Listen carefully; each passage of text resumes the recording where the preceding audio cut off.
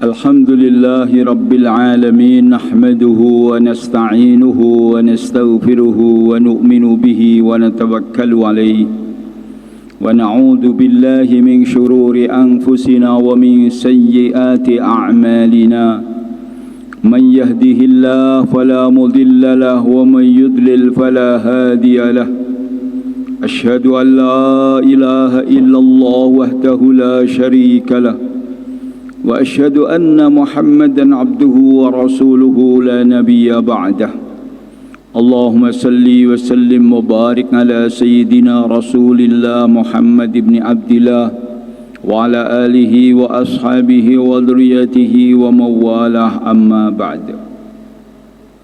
وقد قال تعالى في القرآن الكريم: أعوذ بالله من الشيطان الرجيم. بسم الله الرحمن الرحيم. قل بفضل الله وبرحمته فبذلك فليفرحوا هو خير مما يجمعون. وقال رسول الله صلى الله عليه وسلم: من أحيا سنتي فقد أحبني wa man ahabbani kana ma'i fil jannah. Masyiral muslimin, jamaah Jum'ah rahimakumullah. Marilah kita senantiasa usaha setiap saat, setiap keadaan, siang, malam, pagi, sore, untuk meningkatkan iman dan takwa kepada Allah dengan sesungguh-sungguhnya iman, dengan sesungguh-sungguhnya takwa, sehingga tidak ada hari, tidak ada waktu kecuali tambah iman dan tambah takwa. Karena tidak ada orang yang tambah imannya kecuali tambah derajatnya di sisi Allah. Karena tidak ada orang yang tambah takwanya kecuali tambah mulianya di sisi Allah. Karena nilai seorang manusia ini nanti akan ditimbang, diukur, dihitung imannya dan takwanya. Semakin tinggi iman, semakin tinggi takwa, maka semakin tinggi derajatnya di sisi Allah Subhanahu wa ta'ala. Ma'asyiral muslimin rahimakumullah. Di antara nikmat yang terbesar dalam kehidupan manusia kita ini adalah diberikannya, diutusnya baginda Rasulullah sallallahu alaihi wasallam. Rasulullah anugerah yang sangat besar untuk manusia. Allah Subhanahu wa ta'ala firmankan: "Wa ma arsalnaka illa rahmah." Wahai Muhammad, aku tidak mengutus dirimu kecuali sebagai rahmat. Sehingga Rasulullah ini merupakan rahmatan lil alamin, rahmat untuk seluruh alam. Kemudian bagaimana hadirin menyikapinya dengan datangnya Rasulullah? Maka manusia bermacam-macam.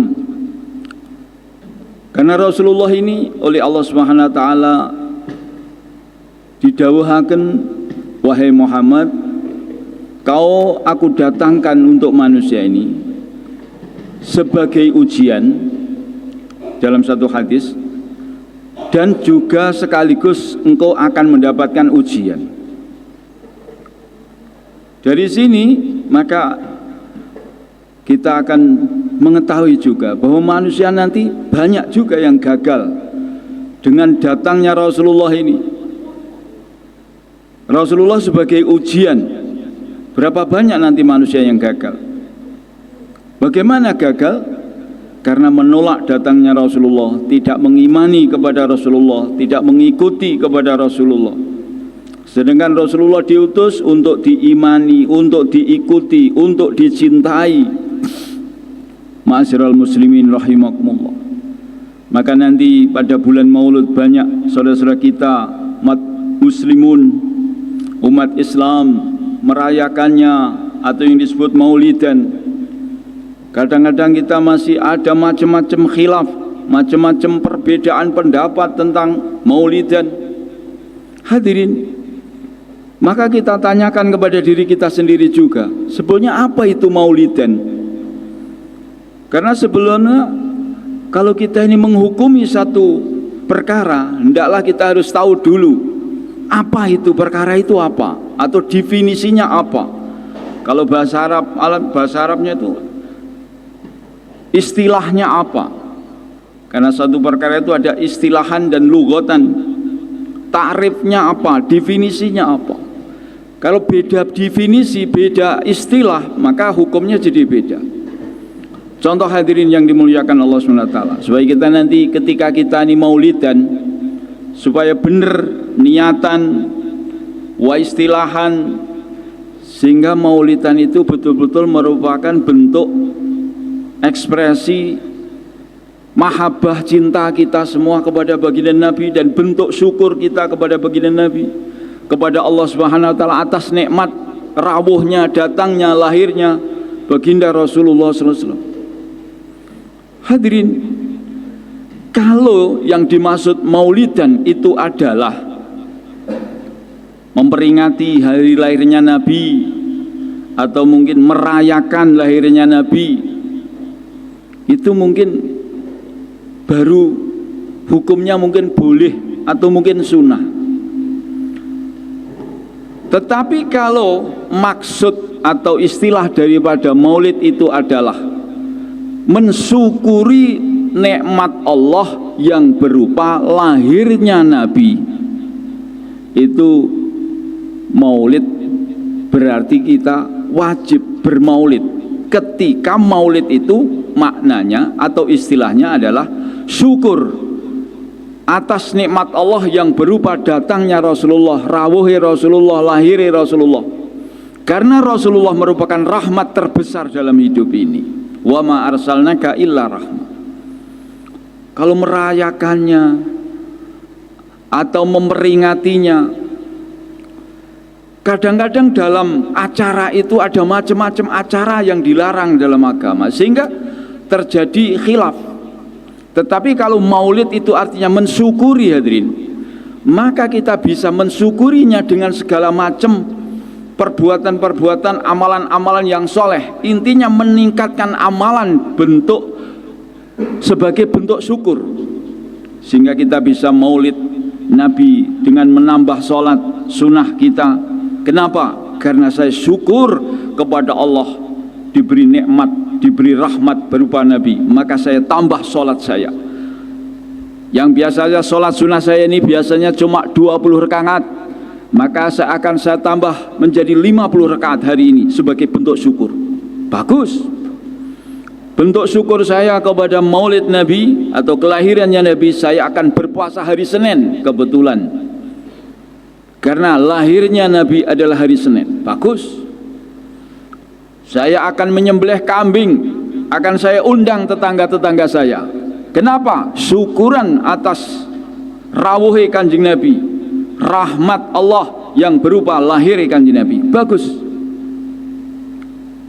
Hadirin yang dimuliakan Allah SWT.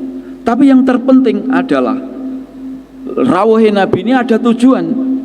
Allah SWT nanti katakan, "Qul in kuntum tuhibbunallaha fattabi'uni yuhibbukumullah."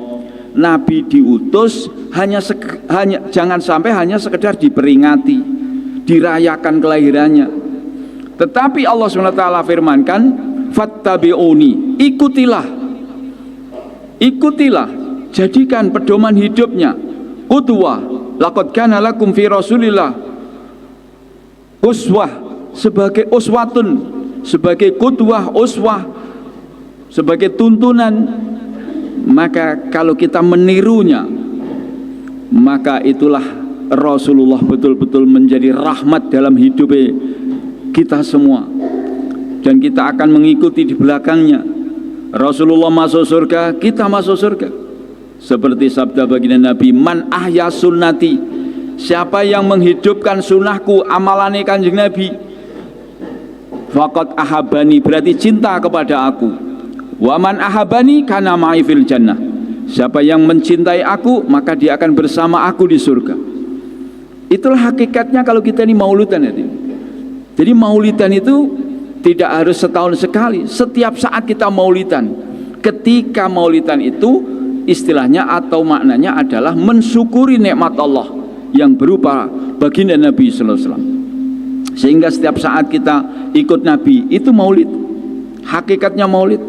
Kita menghidupkan sunnah, makan mengikuti sunnah, makan dapat kenyang, dapat sehat, dapat pahala, diampuni dosa. Semua amalan yang ikut Nabi itu mendatangkan banyak pahala, mendatangkan cintaannya Allah, yuhibbukumullah. Kalau kita ikut Nabi itu hasilnya bukan sembarangan, dari yuhibbukumullah, dapat cintanya Allah. Kurang apa coba? Hadirin yang dimuliakan Allah SWT, kalau hidup kita nih, kita letakkan diri kita ini, badan kita ini, jiwa kita ini ikut Rasulullah, makmuman lillahi ta'ala, dah, maka Rasulullah sampai surga, kita akan masuk surga. Kemudian kita mendapatkan anugerah yang terbesar, yaitu cintanya Allah. Bayangkan kalau orang itu dicintai orang kaya saja, dia dapat duit saja, dicintai menteri, dicintai presiden, dicintai gubernur, senengnya bukan main. Ini dicintai yang menciptakan presiden, yang menciptakan langit, menciptakan bumi. Bagaimana cara untuk mendapatkan cintanya Allah? Ikuti ini orang, namanya baginda Muhammad sallallahu alaihi wasallam. Itulah hakikatnya maulidan. Sehingga maulidan jadi mudah, terus mendapatkan pahala banyak, meriah, dan kita semua bisa melaksanakan di mana saja, kapan saja. Ma'asyiral muslimin rahimakumullah. Maka bagaimana hari lahirnya baginda Nabi ini kita jadikan momentum kita untuk kita niatkan dan kita perbarui niat kita lagi untuk saya akan derek Rasulullah. Itulah juga termasuk maknanya wa asyhadu anna Muhammad Rasulullah. Tidak ada jalan keselamatan kecuali satu, iman kepada Allah, yang meyakini tidak ada Tuhan kecuali Allah. Kemudian tidak ada jalan hidup kecuali ikut baginda Rasulullah sallallahu alaihi wasallam. Hadirin, ibadah ini kalau kita ngikuti cara baginda Nabi, maka pahalanya akan berlipat-lipat. Jenengan sholat duhur di rumah, saya yakin tidak korupsi juga, tidak akan mengurangi, ikhlas juga, tertib juga, khusyuk juga, 4 rakaat juga, dapatnya 1 derajat. Tapi kalau jenengan ikutkan sholat duhur, jenengan ikut cara Rasulullah, sunnah Rasulullah, datangi ke masjid, dengar adzan, datangi ke masjid, sholat jamaah. Masya Allah hadirin, setiap langkah-langkah jenengan la yakhdu khutwatan illa rufiat lahu biha darajah. 1 jangkah diangkat derajatnya, 1 jangkah dihapus dosanya. Semakin jauh rumah jenengan dari masjid, semakin tinggi derajat jenengan, semakin banyak dosa-dosa diampuni oleh Allah. Itu melakuni dereng mengke sholati, dereng mengke dikire, dereng mengke doanya, iktikafnya berlipat-lipat. Itu namanya kita ini maulid Nabi. Hadirin, karena ini juga perintah Allah bahwa kita harus menyampaikan nikmat Allah. Wa amma bi ni'mati rabbika fahadis. Nikmatnya Allah itu ceritakan, karena manusia ini mudah lupa. Mereka gak dieling nih selalu dengan macam-macamnya masalah yang terjadi dalam dirinya, dalam rumah tangganya, dalam keluarganya, sehingga lupa mengingat nikmat Allah, sehingga akhirnya menjadi orang yang kurang bersyukur, bahkan tidak bersyukur. Allah ngendikaken fadkuruni adzkurkum washkuruli wala takfurun. Karena awal kebaikan itu kalau orang itu ingat Allah, merasa hamba Allah, kemudian mensyukuri sarana prasarana kehidupan nikmat dari Allah, akhirnya zikir kepada Allah, syukur kepada Allah, akhirnya menjadi orang baik, akhirnya diridhoi oleh Allah.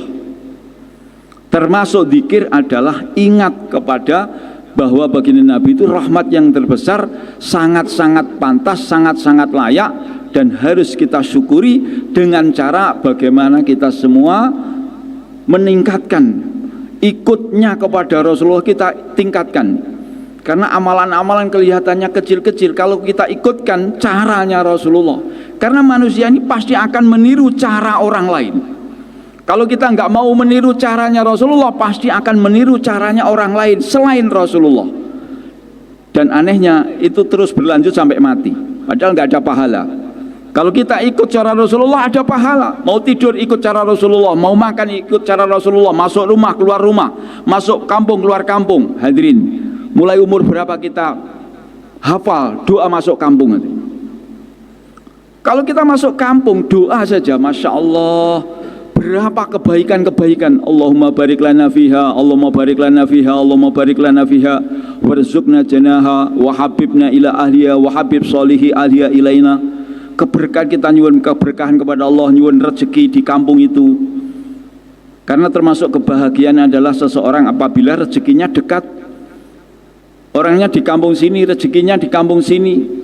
Begitu indahnya, begitu nikmatnya, tidak berpisah dengan anaknya, dengan istrinya. Itu doa masuk kampung. Kemudian minta kepada Allah supaya hatinya dicintakan kepada ahli kampung itu, sehingga cinta itu menyebar kemana-mana satu dengan yang lain. Umat Islam saling mencintai, saling menghargai, tidak saling membuli, tidak saling menghinakan, meremehkan, merendahkan. Kan semuanya itu akan menjadi satu dengan yang lain, saling membenci, saling iri, saling bermusuhan, hidup tidak nyaman. Ma'asyiral muslimin, maka marilah di akhir khutbah sungguh-sungguh kita taat kepada Allah, ikut cara Rasulullah, hidup yang singkat ini semoga kita mendapatkan keselamatan, keberkahan di dunia wal akhirah. Barakallahu li wa lakum fil Qur'anil azim wa nafa'ani bima fihi minal ayati wa dzikril hakim wa taqabbalallahu minna wa minkum taqabbal ya karim. A'udzu billahi minasy syaithanir rajim. Bismillahirrahmanirrahim. والعصر إن الإنسان لفي خسر إلا الذين آمنوا وعملوا الصالحات وتواصوا بالحق وتواصوا بالصبر وقل رب اغفر وارحم وأنت خير الراحمين.